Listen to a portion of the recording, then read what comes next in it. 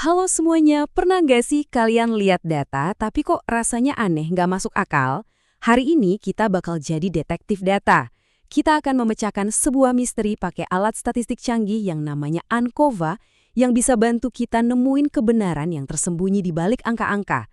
Dan kasus pertama kita adalah misteri yang mungkin pernah kamu hadapi sendiri. Kita semua pasti pernah ngalamin, atau seenggaknya bisa ngebayangin lah ya.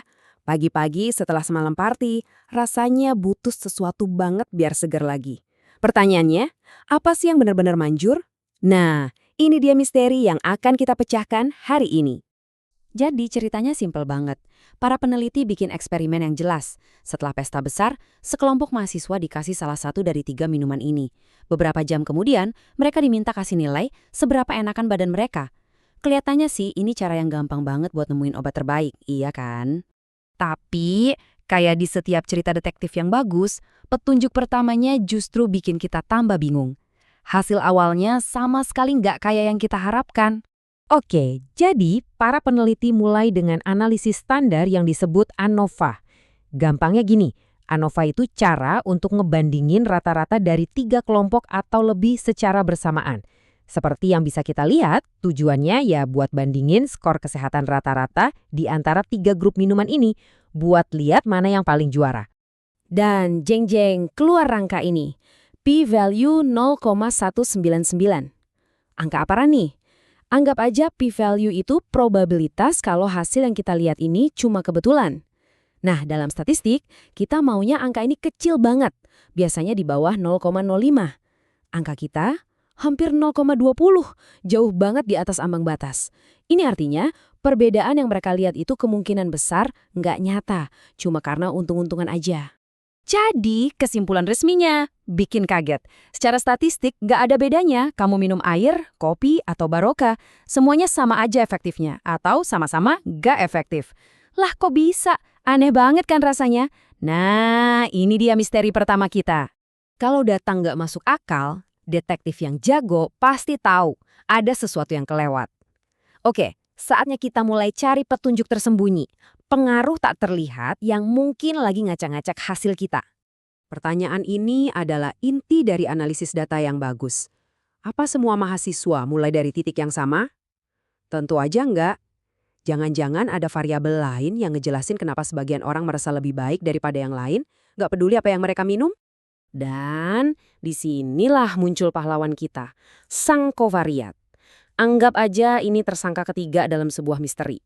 Dia bukan pelaku utama yang kita selidiki, tapi pengaruhnya bisa bikin semua bukti jadi berantakan dan nyembunyiin cerita yang sebenarnya kalau kita nggak memperhitungkannya. Nah, biar gampang, kita lihat contoh studi diet ini. Oke, kita bandingin diet keto sama vegan buat nurunin berat badan. Tentu jenis dietnya penting, tapi coba pikir deh, berat badan awal seseorang ngaruh nggak sama seberapa banyak berat badan yang turun? Yang ngaruh banget dong. Dalam kasus ini, berat badan awal itulah kovariatnya. Kita harus mengontrol faktor ini biar bisa lihat efek murni dari dietnya itu sendiri. Oke, balik lagi ke misteri kita. Apa kovariat yang paling jelas di sini? Ya jelas, seberapa mabuk para mahasiswa itu. Seseorang yang minumnya dikit pasti paginya lebih seger dibanding yang minum banyak. Nggak peduli dia minum air atau baroka. Nah, faktor inilah yang merusak dan mengacaukan data kita. Kita udah tahu nih ada variabel tersembunyi. Tapi gimana cara ngatasinya secara statistik? Nah, kita butuh alat khusus yang lebih canggih dari ANOVA biasa. Perkenalkan, ANCOVA. Ini singkatan dari Analysis of Covariance dan gampangnya ini versi ANOVA yang lebih pintar. ANCOVA melakukan hal yang sama, ngebandingin rata-rata kelompok, tapi dia juga secara matematis menyingkirkan pengaruh si kovariat tadi. Jadi seolah-olah ANCOVA ini membuat semua orang dalam penelitian ini punya tingkat mabuk yang sama. Tentu, alat canggih ada aturannya. Selain asumsi-asumsi standar, ANCOVA punya satu aturan baru yang penting banget, homogenitas regresi. Wih, namanya serem ya, tapi intinya gampang kok. Hubungan antara tersangka ketiga kita, si tingkat mabuk, dan hasilnya si kondisi kesehatan, itu harus konsisten di semua grup yang kita uji. Dan gambar ini ngejelasinnya dengan pas banget. Lihat yang kiri, garisnya paralel kan? Ini artinya, mau minum apapun, efek dari makin mabuk itu punya dampak negatif yang sama. Ini kondisi yang bagus. Kalau yang kanan, garisnya nabrak. Ini artinya efek mabuk itu beda-beda, tergantung apa yang kamu minum. Dan itu bikin analisis nCoV kita jadi nggak valid.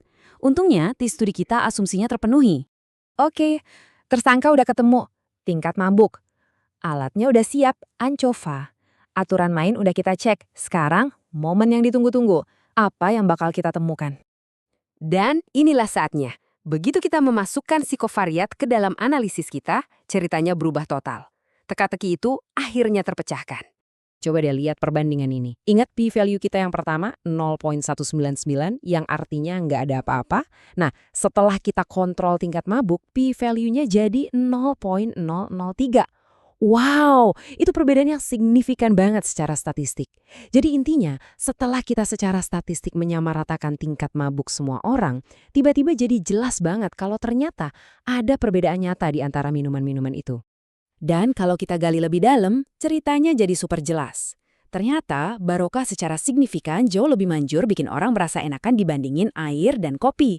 Dan yang menarik, antara minum air aja atau minum kopi ternyata nggak ada bedanya. Misteri terpecahkan. Terus, angka ini omega squared, apa artinya? Ini adalah ukuran efek kita. Gampangnya, ini menjawab pertanyaan, seberapa penting sih temuan ini? Angka ini bilang ke kita kalau sekitar 17% dari perbedaan perasaan sehat mahasiswa itu bisa dijelaskan oleh minuman yang mereka minum setelah kita singkirkan faktor mabuk. Wah, itu dampak yang lumayan besar dan berarti. Oke, jadi kasusnya selesai. Tapi pelajaran penting apa yang bisa kita ambil dari petualangan kita sebagai detektif data hari ini? Yuk, kita rangkum. Proses yang kita lewati hari ini sebenarnya kayak panduan buat analisis yang cermat. Selalu pertanyakan hasil awalmu. Selalu cari variabel pengganggu yang mungkin kamu abaikan. Pakai alat yang tepat buat ngontrol faktor-faktor ini adalah cara kita beralih dari kebingungan menjadi pencerahan.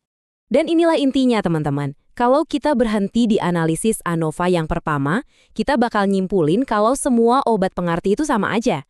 Kita bakal sampai ke kesimpulan yang salah total karena kita gagal memperhitungkan variabel kunci.